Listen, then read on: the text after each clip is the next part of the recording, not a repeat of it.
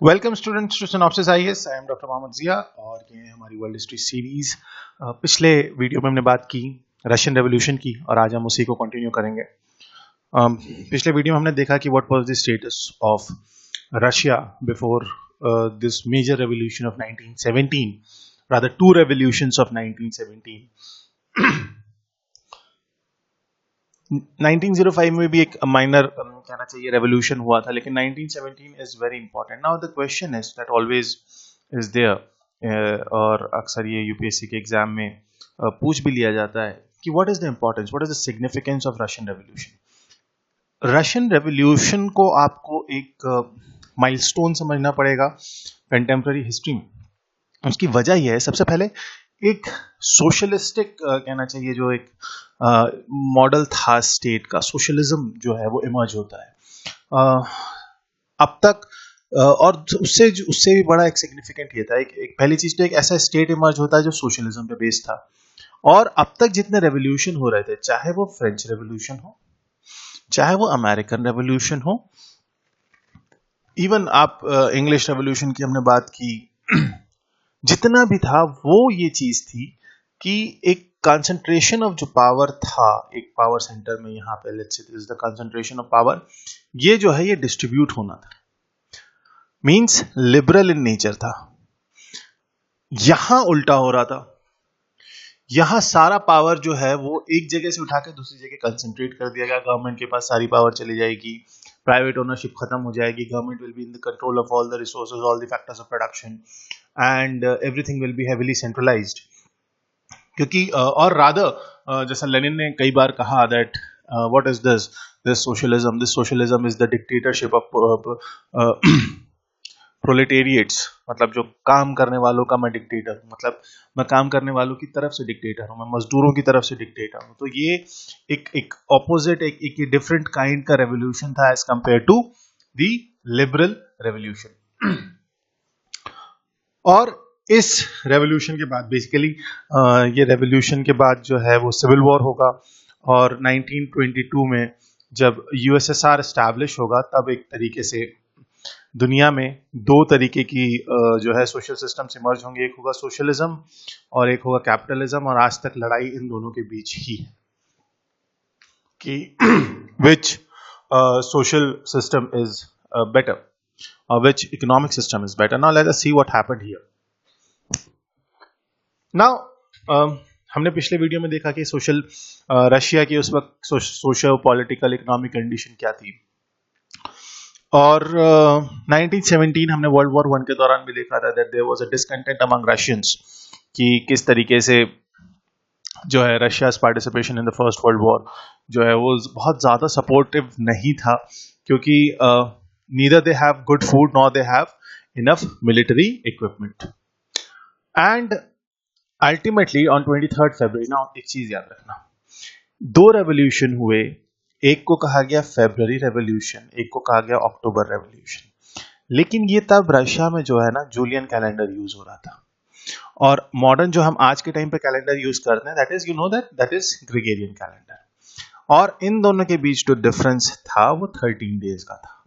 तो यहां तो थी 23 फरवरी, और बाकी जो rest of the world it was 8th of March. उस वक्त जो रशिया की कैपिटल थी पेट्रोग्राड, जिसको सेंट पीटर्सबर्ग, पहले उसका नाम सेंट पीटर्सबर्ग था, फिर जार ने उसका नाम चेंज, जार निकोलस ने उसका नाम चेंज करके पेट्रोग्राड कर दिया, फिर लेनिन जब आएंगे तो उसे लेनिनग्राड कर देंगे, फिर 1991 में जब जो है डिसइंटीग्रेशन होगा तो वापस इसका नाम जो है सेंट पीटर्सबर्ग हो जाएगा। सो सेंट पीटर्सबर्ग जो है एक डेमोन्स्ट्रेशन वहां शुरू होता है, और उस डेमोन्स्ट्रेशन का बहुत सिंपल स्लोगन था, पीस एंड ब्रेड। क्यों? क्योंकि war has its own cost. Again and again I have said, जंग कहना बहुत आसान है कि हम फला मुल्क पे जंग जो है, हम फला इस मुल्क के साथ जंग कर लेंगे, उस मुल्क के साथ जंग कर लेंगे, लेकिन उसके लिए आप पैसा कहां से लेके आओगे? हम अल्टीमेटली होगा क्या? अल्टीमेटली जो टैक्स पेयर है उसके ऊपर बर्डन बढ़ेगा। यही हो रहा था रशिया के साथ। Russia was involve in first world war. कहते हैं around 1 crore people died when Russia participated in the first world war. और मतलब the money was pouring into the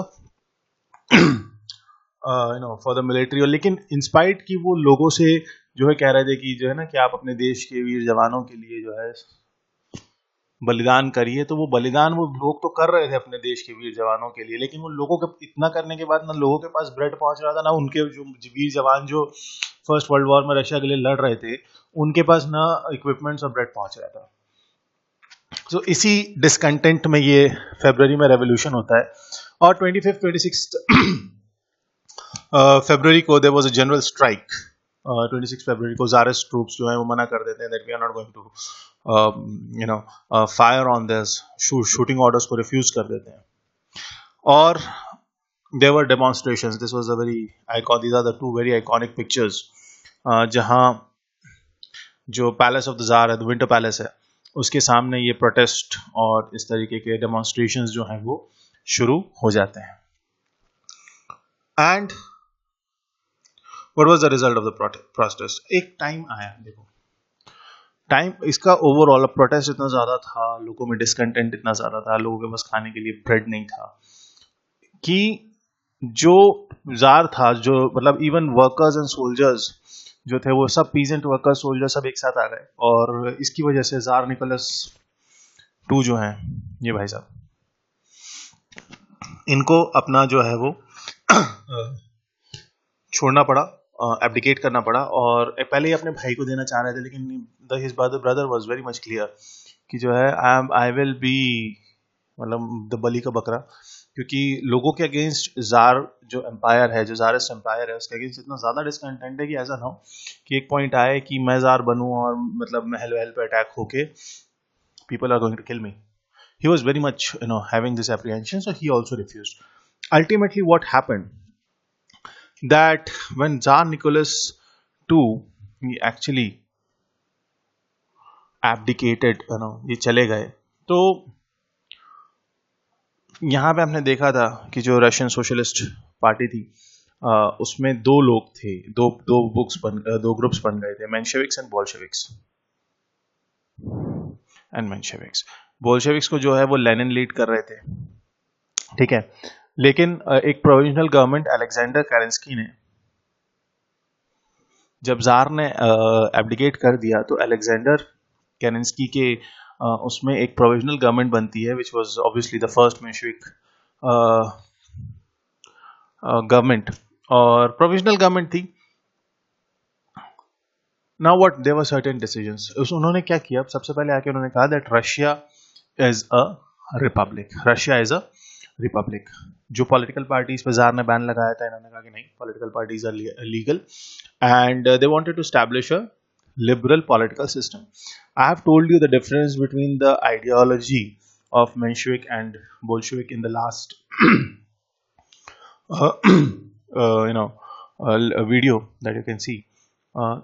basically इनका ये था कि वी शुड हैव एक जो प्रोसेस है, ये सोशलिज्म को अचीव करने का जो प्रोसेस है, it is very it should be a gradual process. हमें ग्रेजुअली जो है एक सिस्टम को इवॉल्व करना पड़ेगा, तब हम रियल सेंस ऑफ सोशलिज्म को अचीव कर पाएंगे। बट लेनिन का कहना था नहीं, when time comes immediately pick up the arms, और जो वर्कर्स हैं और जो पीजेंट्स हैं या जो प्रोलेटेरिएट्स हैं, उनको जो आना चाहिए और अपना कंट्रोल एस्टैब्लिश करना चाहिए।